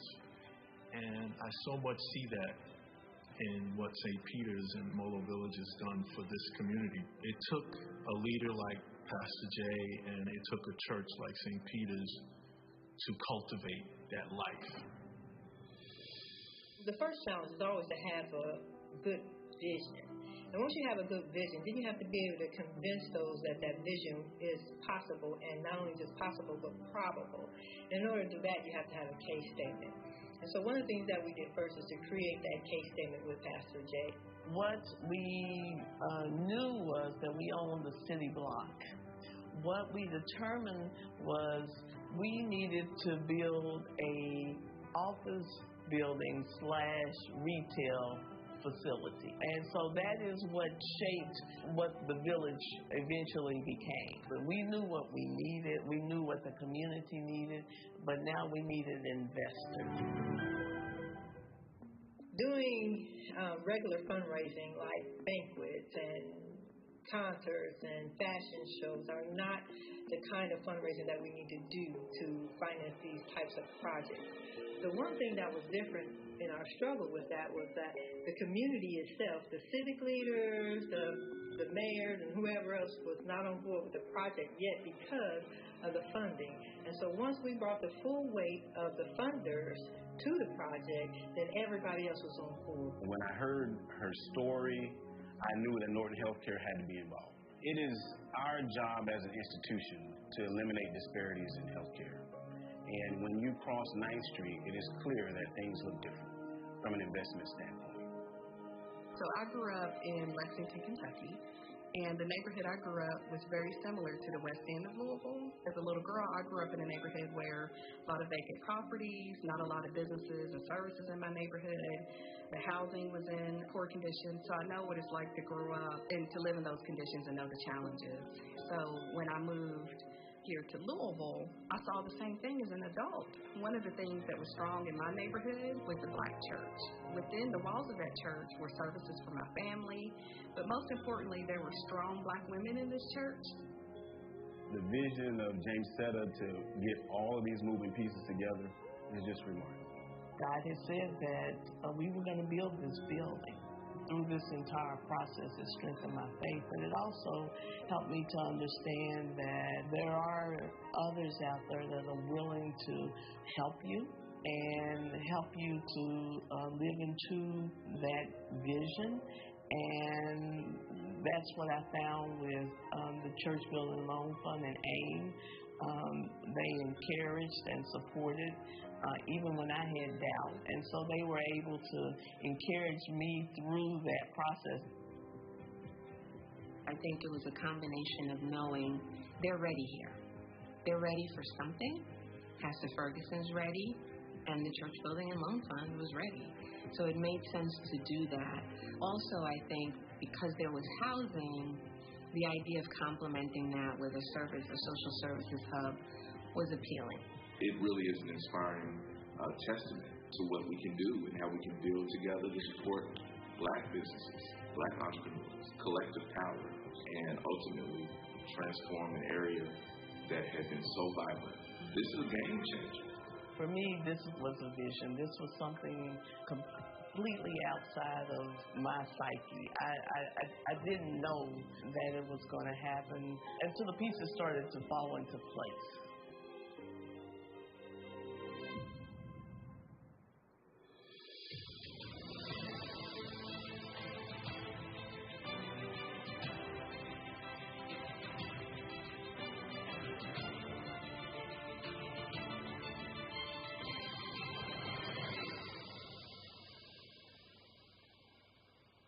You have to have an attitude of perseverance. I mean, not to give up, but also to believe if God said it, God's going to do it. Most of the time when a church comes to us, and often they'll approach us several times in the life of the church, we don't typically say no, but we do say not yet. And a lot of times that means there's additional training, maybe some work that we need to do with the church to get them ready for a project. Every major project is really a series of failures followed by trying again and keeping it moving forward. And there was all that and then some in the Louisville project. I've had many no's in this process, but for me, a no just says, okay, you're going to have to find another way to get it done. I'm not saying that I have not had some sleepless nights and I've cried many a tear over this project, but I don't know how to quit. I don't know how to give up. Not only because God said so, but because the people need it. Everybody has to deal with failure, but it's not what you go through, it's how you go through it. A lot of people are ready for the fight, but no one prepared for it. You know, preparation is everything. You know, the fight is not supposed to be where you learn stuff at. The fight is supposed to be where you execute stuff at. And I think a lot of people don't put that much time into preparation. And preparation is the most important part of your future and of your success. You know, little things lie in the actual game. The big things lie in how you prepare for the game. I grew up in Beecher Terrace. I actually lived in the apartments across the street, spent a lot of time over at the Beecher Community Center as a child. And being here and seeing that there's not much here in the area and to see it grow, it's taken a very long time, but it's about time. For me, as an individual, I look at her and I think, you know what? As tired as I get and everything that we're doing and all the balls in the air, she has really encouraged me to just keep going. She always has this thing about saying, are you all in? We was in the process of raising money for this building to be built, and she would ask, like, the people that was involved, are you all in? And I like that about her. Like, she's either all or nothing type of woman. They can build up the lives of their family to a road of prosperity. And that's what this is all about. She started talking to me about the vision of the villages, Molo Village at the time, and how that could then help support the faith and church mission. I'm like, well, that's a great idea. Yes. And I'm a business guy, so I said, how do the numbers look? Not so good. But with our team at Louisville Ford, our economic development team, here's maybe a pathway forward, right? So all the different tax credits. That's right. HUD Choice is a big deal. Yeah. Federal money through HUD, Board of Local. It took that type of partnership financially to make this project work. It would not have worked by any step of the imagination if it did not have the leader of Pastor James Etta Ferguson. Period, exclamation point, end of story. God has not forgotten God's people. And so for me, it's a testament to the human spirit and to the power of God. That what he gives you, no one can take from you if you stand. And she's been standing. And so for me personally, it's a perfect example of what we can do when we stand and we listen to what God has to say instead of what people have to say as they offer their opinions with no money, no effort, and no thought.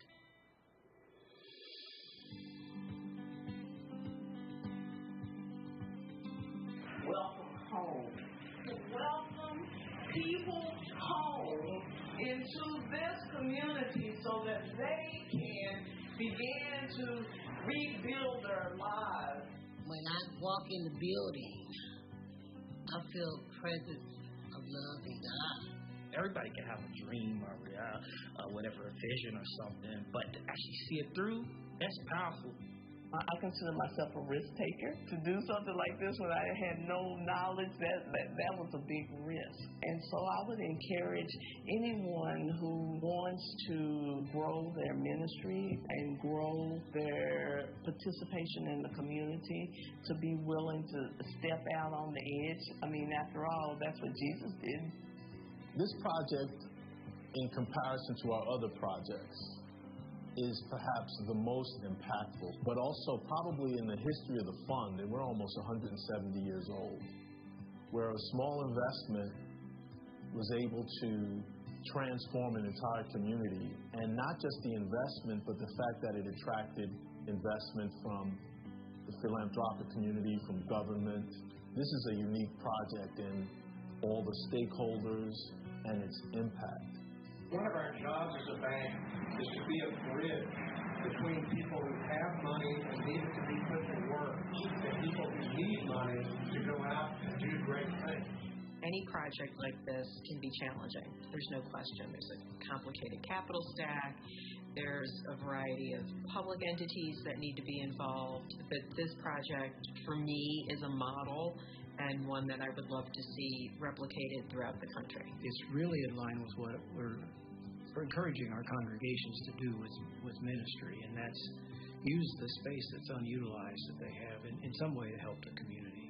I am so happy that we are a part of it and that this project has come to fruition. I've been around since the beginning of it. The building is wonderful. It's so pretty. It's just exciting. It's real good news. We talk about this project everywhere we go, in the United States, in Europe, in the Caribbean, everywhere we go, we've talked about this project. So it has huge impact in so many places. 10 years from now, Church Building and Loan Fund will be about a $200 million fund. We'll have completed projects around the country that are impacting poor communities, rural communities, suburban communities, in new ways, where churches are advancing their mission in ways that they can't even imagine today, but they'll be touching lives in similar ways and new ways. And the Church Building and Loan Fund will be there to offer training, consultation. Most of our work, what people don't know, is that the part that we're expert in is the real estate, but we're also very good at helping churches get ready for projects, helping them raise money, helping them get the congregation to a place that they understand what needs to go into a project of this size and impact. I see us doing a great thing for years to come. Today we are living a dream. Today we are living a dream. Today we see Dr. Ferguson's dream. Today we affirm the American dream. Today we witness God's dream. We are living a dream today. Can you feel it? Can you see it? Praise God today for the dream. Bless the Lord. I would want to be remembered for being a woman of faith.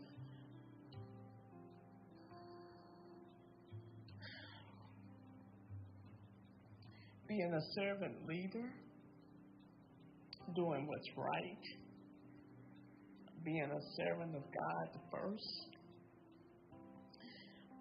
believing that people matter, and that each of us have a responsibility to help God's people. That's what I want to be remembered as, that I did everything that I could, and I worked to be God's hands and feet. People matter. And I don't care who you are or what journey you've been on, you matter.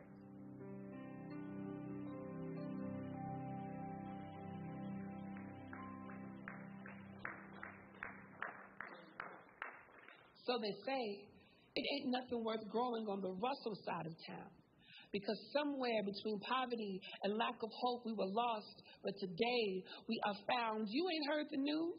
We are the seed and the water, and we're ready to plant generational wealth for our sons and daughters. So gather round, children, and listen to the stories of how we made it over, how we are not just surviving, but we are thriving through sacrifice, unity, and prayers, lifting each other up as one should, creating new leaders, bridging the gap between neighbor and the hood. Nah, it ain't always been easy, because we've been knocked down time after time, but we do what we do best, and that's rebuild. After all, it doesn't just take one person, it takes an entire village. So let's revitalize this community, not just for me and for you, but in honor of our past, gifting you a better present for the future.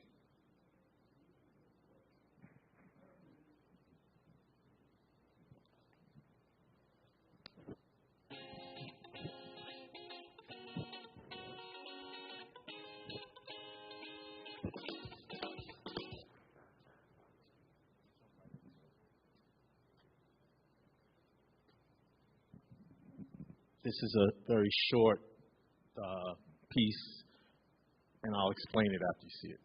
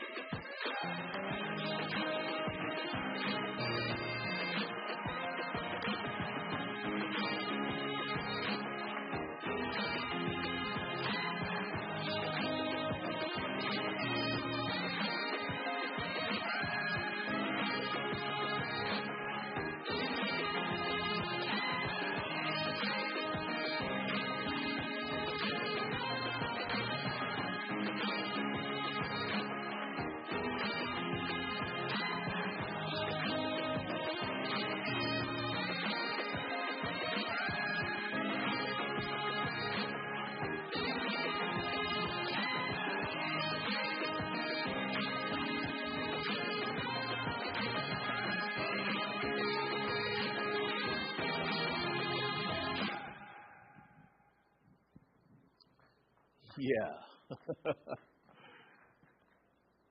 Did you like it? I'm glad it's such a big crowd in here today. But yeah. So, It Takes a Village is a working title. We're 99.9% sure we'll change the title because there happens to be probably 9 zillion films named It Takes a Village. So we've entered the film into the Better Cities Film Festival. Film festival run by Chris Elisara and his partner, I think might be here as well. We didn't intend to do that before we started, but the Better Cities Film Festival created a category, I think it's called Faith in Cities. And I said, gosh, this is great. We'll win this. So we entered the film, and they liked it. And we'll see. I hope we win something. But one of the things that Chris has suggested we do, and I think we want to do, is to get more stories like this documented, and then take the films to various screenings around the country so that you can see a set of these, because it's about the power of story. And what I love about it, and I've watched this 50 times, from rough cut to this, and I get emotional every time because there's so much more that is not said. You just get sort of the surface of really the challenges and the whole process.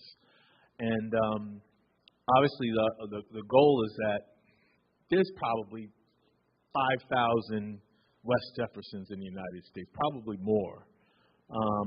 And the power of a small investment. That's only an $8 million project. Our investment was about $2 million if you think about it all together. Some of it was loan, some of it was pre-development costs. We did loan guarantees, and then we had other investors.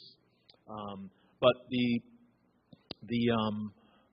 thing is that a small investment in a poor community can have huge impact, and that's our intent. Currently at the fund, we have 26 active projects in pre-development that are community development or affordable housing. 5 of them will close within the next 2 years. About $36 million in total financing. Not all of that debt, but a variety of financing sources. But we want to see more happen. So because there's a demand for it. So that's it. We hope you enjoy it. Now I'm just open for questions, Q&A. Yeah. Sure. Yeah.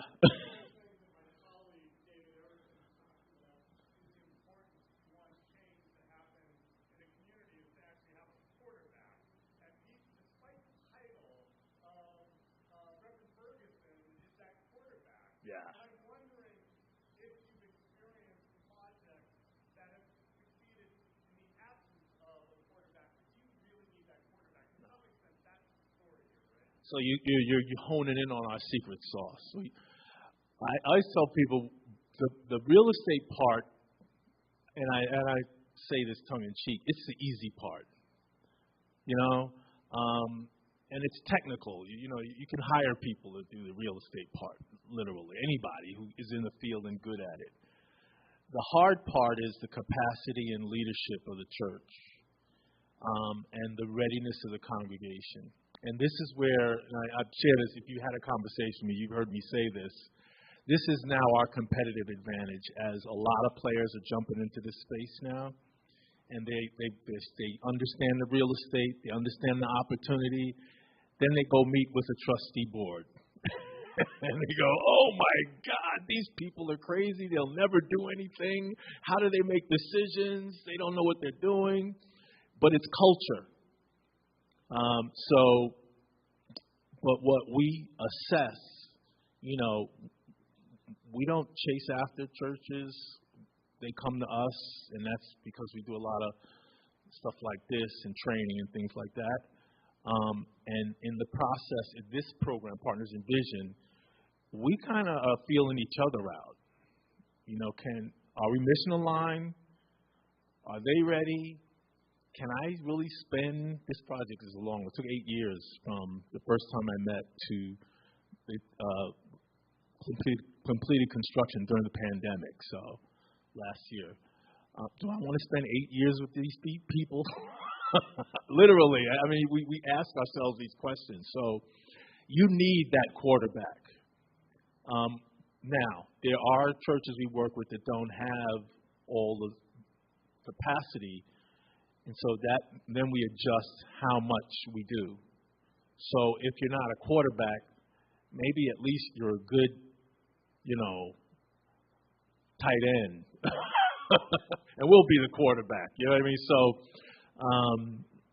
that's how it works. Yeah. But you definitely need, for a church to take on this project, this kind of project, you got to have somebody, because most of the time you're not building. So you're talking to people about something that is going to happen over 8 years. So you can imagine folks like, yeah, they're going to build that. They don't believe it. So you really, it is more about the people and the personalities than it is about the technical stuff. Anybody in real estate can build a building. So.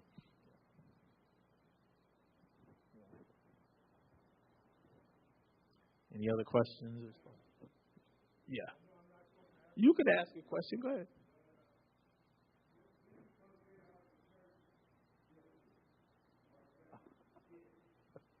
Well, it's the church building alone. So, well, the question really is, should we? But, there's no shortage of expertise in real estate, in commercial real estate. There's people who do it much better than we do. So, yeah.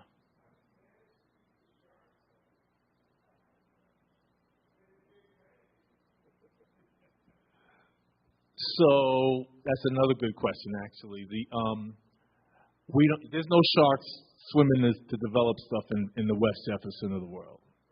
They don't see value, and the way we value valuation of real estate, which valuation is subjective. I don't care what anybody says, right? I've known churches that needed appraisal, and how do they automatically get the exact appraisal they need for the project to work, or for the numbers to work? So this property, I guess rents were like $3.74 a square foot when we got there. You can't build anything and rent it for $3 a square foot anywhere. I don't know anywhere in the United States. So it required a lot of subsidy. So the typical commercial real estate investor is not interested. That's why inner cities stay the way they are. You need a lot of subsidy. You need loan guarantees. You need tax credits if you can get them. You need a lot of subsidy. So you don't have to worry about sharks. The sharks are coming probably later, after the first project is done, and and the values have started to go up. We're charging the tenants $10 and $12 a square foot. They're glad to pay it, but that's the values have gone up. So in part, we're worried about gentrification now. So but you can't ask me more because one more. Go ahead. All right. Okay.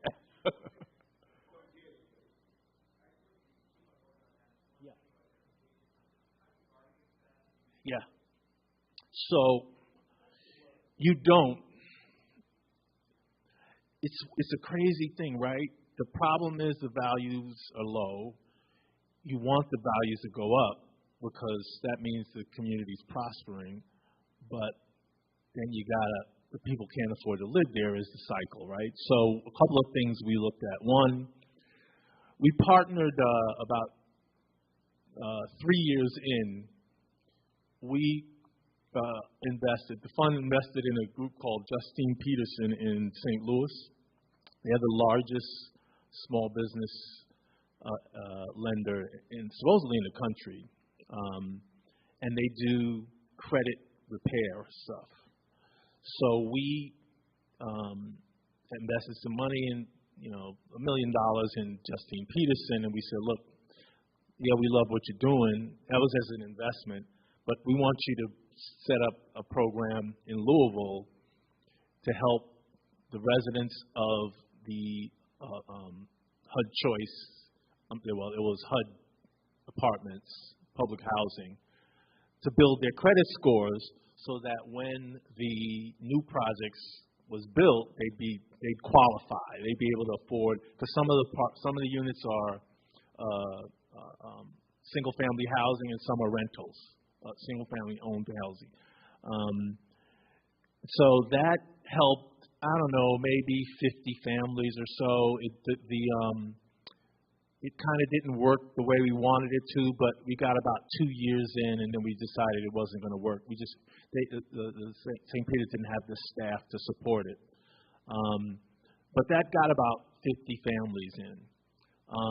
And then what happens, I don't know if you're familiar with the HUD programs when they do, basically they'll, tear down the housing project, they'll relocate all the residents, tear down the project, rebuild, and supposedly the residents will come back. Well, one of the complaints around the country, this is with Hope 6 and whatever was before that, the people don't come back. Well, Pastor Jay took an active role in recruiting people to come back. So we've gotten, but there's 700 units of housing that were torn down is now being redeveloped. And all but the single family units, the lot across the street that was vacant, those are the single families. The rest of them are down the block, the rentals. So we did get some families back. I think there's about, I don't know, I think there's probably 300-400 families back. There are a number that were there before. I don't have the number, but some did come back. But the problem is, and I don't have a solution, you want to invest in the community, you want it to build up, and you want the residents to be there, but there's no easy way to do that.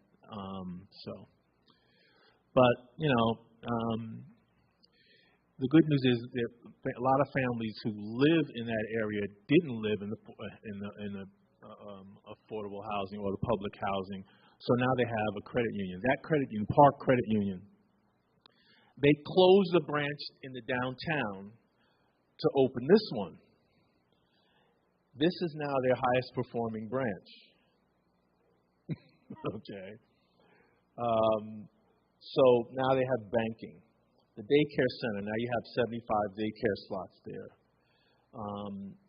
A healthcare disparities institute, so they do treatment there. They do telemedicine. They do education. But you go to Drip and Crab and eat unhealthy things, and you go upstairs and get healthy, I guess. But so the folks who live there now have services, and the coffee shop is the last tenant they're going to finish up in a few weeks, so I'll be flying out to Louisville for the grand opening. First coffee shop in 50 years. So there'll be coffee in a deli. So, it's a mixed bag. But no clean hands, we're in the economy. How do you do